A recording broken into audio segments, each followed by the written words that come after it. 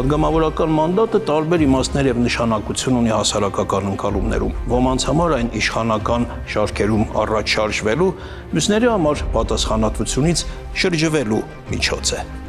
Այն նաեւ նման է կախարդական փայտիկի, մինչ ընտրությունը կթափարես կդառնաս ժողովրդի խոնարհ ծառան, ընտրություններից հետո ժողովուրդն է արդեն քո ծառան, իսկ դու ամպերին, որտեղ անգամ քո իսկ գրած օրենքներն են անհասանելի։ Մանդատը կարող է նաև ցանկացած դուռ բացել բացառությամբ այն մեկի, որը տանում է դեպի ընտրողները։ Վերջապես մանդատը նաև վկայական է, որը իրավունք է տալիս մոռանալ ընտրություններից առաջ տված խոստումները ընտրություններից անմիջապես հետո։ Հայաստանում մանդատակռիվն ավարտվեց, այս բոլոր աթոռներն արդեն իրենց տերերն ունեն։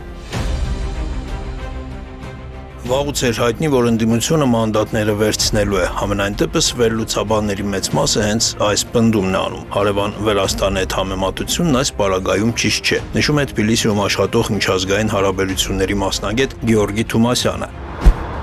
2024 թվականին վրացական ընդդիմությունը պարտվեց, միջազգային որոշ կառույցներ չճանաչեցին վրացական ընտրությունները լեգիտիմ։ Այս գնահատականը ևս նպաստեց ընդդիմության քայլին, արդյունքում 49 ընդդիմադիրներ զրկվեցին մանդատներից։ Մինչև այսօր ընդդիմությունը հստակ պատասխան չունի, թե որ ճանապարհներ ճիշտ, որովհետև մանդատներ վերցնելը կարող է բերել ուղղակի լեգիտիմացմանը, իսկ այսօր միջազգային հանրությունը շարունակում է Վրաստանի իշխանությունները փաստացի որևէ շփում չունենալ, այդ թվում Եվրոպական միությունը, Միացյալ Նահանգները, Վրաստանը քննադատվում էր այդ ամբողջ շրջանում ընտրությունների եւ հետընտրական իր ժողովրդավարական ուղին, արևմտամետ արտաքին քաղաքական ուղին դեպի Ռուսաստան եւ բռնապետական պետություններ շեղելու առումով, իսկ Հայաստանում արտաքին քաղաքականության բաղադրիչում հակառակ գործընթացներ են տեղի ունենում։ Այսինքն իրավիճակի ընդհանրություն չկար, միակ նմանությունը այն էր, որ երկու երկրներում էլ պարտվել էր ընդդիմությունը։ Միայն թե իշխանություն ընդդիմություն հարաբերակցությունը Հայաստանում եւ Վրաստանում քաղաքական ուղեգծի մասով ճիշտ հակառակ տրամաբանության մեջ է։ Եթե ընդդիմությունը Հայաստանում գիտենար, որ միջազգային հանրությունը չի ճանաչի ընտրությունները իրանց մուտք չգործելու դեպքում, ապա այո, դա կարող էր լուրջ գործիք դառնալ, բայց այս դեպքում երբ միջազգային հանրությունը ճանաչում է ընտրությունների արդյունքները, ապա մուտք չգործելը փաստացի որևէ բան չէր փոխում Հայաստանի դեպքում։ Վրացական ընդդիմության բոյկոտը ոչ միայն չբերեց իշխանափոխության, այլ նույնիսկ նպաստեց իշխող վարչակազմի ամրապնդմանն ու վարքանիշի աճին։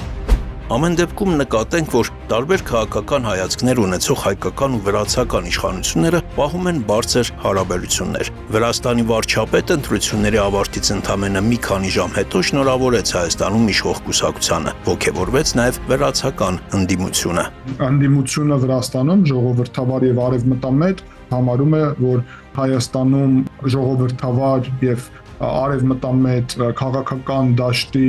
հաղթանակը այս ընտրություններին մոտեցնում է նաև Վրաստանում ժողովրդավարության վերականգնման եւ միասնական հայ-վրացական արևմտյան ինտեգրման, այսինքն Եվրոպական միությունում ինտեգրման սցենարը։ Իդեպ Վրաստանի ընդդիմությունը միակը չէ, որ հրաժարվել է մանդատներից, դեպքեր էլի կան։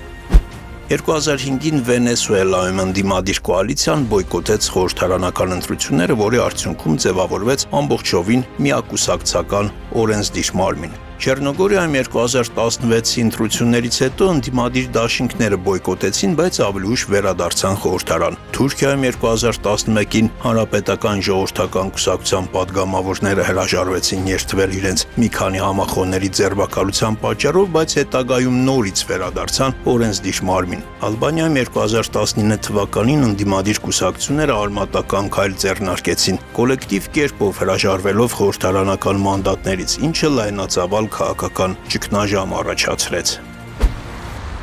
Վերադառնանք մեր խորհրդարան ու մեր մանդատներին, այն վերցնող ու չվերցնողներին։ Մանդատը մեդալի նման է, երկու կողմ ունի, մեկը դրա քաղաքական ու գործնական նշանակությունն է, մյուսը այսպես ասած անձնական կոմֆորտը։ Նորմալ աշխատավարձա տակ ման են գալու Եվրոպա, որ հանձնաժողովների մեր գրաված են լինելու, գումարներ են ստանալու, իրանք բոլորը գաղափարական են, իհարկե ոչ։ Երբ որ իրանք մեղադրում են գործադիր իշխանության ներկայացուցիչներին կամ այլ քայլերի կամ անելու կամ չանելու, մեջ իրանք էլ են այդ մեղքի փայը տանում են, այսինքն իրանք փորձում են ամբողջությամբ ներկայացնել, որ իրանք կապ չունեն, բայց դուք իշխանության մի մասը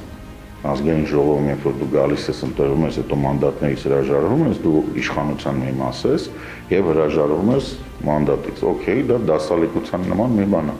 Չէ՞ որ իրենք հենց նպատակ ունեին ազգային ժողովում ընդդիմադիր տեղեր տանել։ Ես կարծում եմ իրենք հասկանում էին, թե Հայաստան, թե ուժեղ Հայաստան դաշինքների ղեկավարները հասկանում էին, որ իշխանություն փոխելու հնարավորություն չկա, որովհետև կոնկրետ ռուսամետները, ովքեր հիմա ազգային ժողովում ընդդիմություն են լինելու,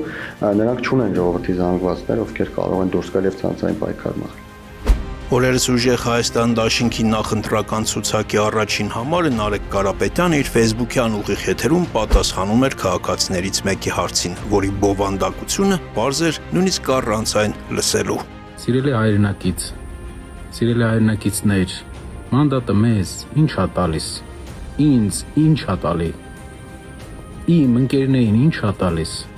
բացի պայքարից, բացի պրոբլեմներից, վիրավորական է, շատ վիրավորական է այս մոտեցումը։ Մյուս հարցը, որ մեզ տալիս են, վայելեք մանդատները։ Սիրելի հայրենակից,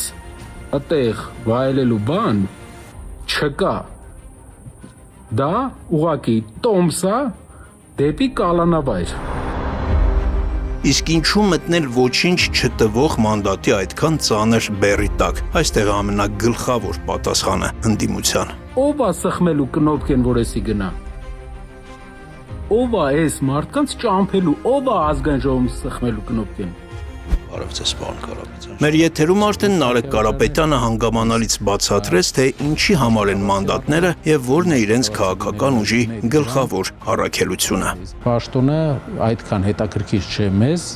հետաքրքիր է ուղղակի սահմանափակել, կտրել ԿՊ-ի թևերը այնտեղ, որտեղ հնարավոր է։ Ազգային ժողով գնալը մեր համար աշխարհամենահաճելի բանը չի, բայց պետքա մի հատ ուշադիր լինենք։ Եթե ԿՊ-ն մենակ է մնում ազգային ժողովում եւ փողոցը պահանջում է վարչապետի փոփոխություն, ԿՊ-ն պետք է իր դեմքը գարկի, դա անհնար է 50 մարդ։ Այս պարագայում 8-9 մարդու կարծիքի փոփոխություն հնարավորություն կտա։ Այսինքն ԿՊ-ից եթե կարողանաք ինչ որ ընթացքում իրադարձությունների զարգացման այսպես ասեմ, ոչ թե մենք կարողանանք, այլ հայ ժողովուրդը, Երևանյան փողոցը։ Դե դուք եք նպաստելու, պարոն Կարապետյան, դուք այդ գործողությունը դուք եք անել, դուք եք ընդդիմություն հանդիսանալու, դուք եք։ Ընդդիմադիր մյուս ուժի ներկայացուցիչը այլ կերպ բացատրեց իրենց ներկայության անհրաժեշտությունը խորհրդարանում։ Սահմանադրականության պաշտպանություն, Հայաստանի Հանրապետության սահմանադրության անկախության հռչակագրի պաշտպանություն եւ թույլ չտալ այս իշխանություններին, որ Ադրբեջանի պահանջով, Ադրբեջանի խոսքով ապագայում ձևախեղի Հայաստանի Հանրապետության սահմանադրությունը։ Երկրորդը հայ առաքելական եկեղեցու պաշտպանություն, մեր ազգային արժեքների պաշտպանություն։ Միայն խորհրդարանական պայքարն եք պատկերացնում, չէ, փողոցայիններ, ցանկացած օրինական միջոցով պայքարը, որպեսի ի վերջո մեր երկիրը ազատագրենք այս իշխանություններից։ Գեգամ Մանուկյանն նաև սահմանադրական դատարանի որոշմանը անդրադարձավ, անվանեց այն նորանկախ Հայաստանի պատմության ամենամեծ մանդատագողությունը։ Հետո խոսեց այս ու արդեն նախորդ ազգային ժողովի տարբերություններից։ Ընդդիմությունը շատ ավելի ներկայացվածություն ունի խորհրդարանում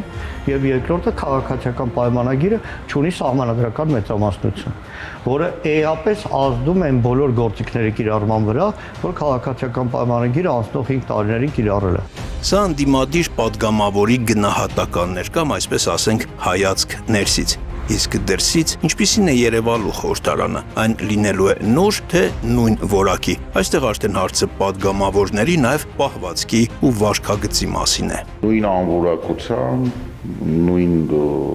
տգեղ դրսևորումներով մարդկանց հավաքածու։ Զրուցարան, որտեղ բոլորը գինով ցած են շատ էժան գարեջրով։ Բացարձակապես նույն ազգային ժողովն ենք ունենալու, դեռ ավելի խիստ ռուսական ազդեցություն փամելված։ Ի վերջո Հայաստան դաշինքի դեպքում հիմնականում նույն դեմքերն են լինելու, քաղաքացիական պայմանագրում են նույն դեմքերն են, այնպես որ խոսույթը ըստ էության շատ նման է լինելու, ուժեղ Հայաստանի ներկայացուցիչներն չեմ կարծում որևէ էական բան փոխեն խոսույթի առումով։ Սա մեռնող ազգային ժողովային չարումը, որ այս բովանդակություն ազգային ժողովի այս կուսակցությունների բաշխվածությունը ինքը այլևս ժամանակի պահանջներին չի համապատասխանում եւ ինչ-որ հնից մնացած շորշոփավ։ Իդեպ նաև հնի մասին։ Գիտեք, որ աշխարհի ամենահին խորհրդարանը Իսլանդիայինն է։ Այն հիմնադրվել է 10-րդ դարում 930 թվականին եւ կոչվում է Alþing։ Իսլանդիան միակ երկիրն է, որտեղ կա ծովահենների կուսակցություն, որին հաջողվել է տեղ զբաղեցնել խորհրդարանում։ Էկզոտիկ անուններով կուսակցություններ էլի կան։ Գարեջրի սիրահարների կուսակցությունը Լեհաստանում պաշտպանում էր քաղաքական քննարկումները հանգիստ մթնոլորտում մեկ բաժակ գարեջրի շուրջ անցկացնելու գաղափարը եւ 1991 թվականին անսպասելիորեն 16 մանդատ ստացավ Լեհաստանի խորհրդարանում։ Կան աշխարհում նաև մարիխուանայի օրինականացման կուսակցություններ, որոնք մեծ վարկանիշ ունեն։ Իսկ Հունգարիայում գոյություն ունի երկպոչանի շան կուսակցություն, որը քաղաքական սատիրայի ոճում անընդհատ քննադատում է իշխանություններին եւ նույնպես մեծ հեղինակություն ունի։ Աշխարհում ամենամեծ խորհրդարանը ունի Չինաստանը։ Ազգային ժողովրդական ներկայացուցիչների ժողովը 2980 падգամավոր ունի, սակայն աշխարհի ամենամեծ խորհրդարանի դերը ձևական է, քանի որ հիմնական որոշումները կայացնում է Չինաստանի կոմունիստական կուսակցությունը։ Ամենափոքրը թվականակով Միկրոնեզիայի Դաշնային նահանգների խորհրդարանն է, որը ունի ընդամենը 14 падգամավոր։ Ամենաների շարքում մեր խորհրդարանն էլ է հիշատակվում։ 2025 թվականի տվյալներով մեր 8-րդ գումարման ազգային ժողովը եղել է աշխարհում երկրորդ ամենաերիտասարդ падգամավորներով խորհրդարանը։ Սպասենք 9-րդին։ Այս դալիճի լռությունը շուտով նորից կխախտվի, ամեն ինչ նորից գործի կդրվի։ Երկրի գլխավոր ամբիոնը, գլխավոր խոսափողը եւ 105 գլխավոր կոճակները։ Այստեղից կասեն, պետք է այնտեղ կսեղմեն կոճակները, պետք է կամ ոչ։ Ասում են падգամավորի ամենախոցելի մասը նրա խղճի եւ խորհրդարանական կոճակի միջև ընկած մատն է, բայց որը միշտ աշխատում է անթերի։ Արտակ Հովհաննիսյան, Լևոն Խաչատրյան, Դավիթ Ղալաչյան, Հորիզոն։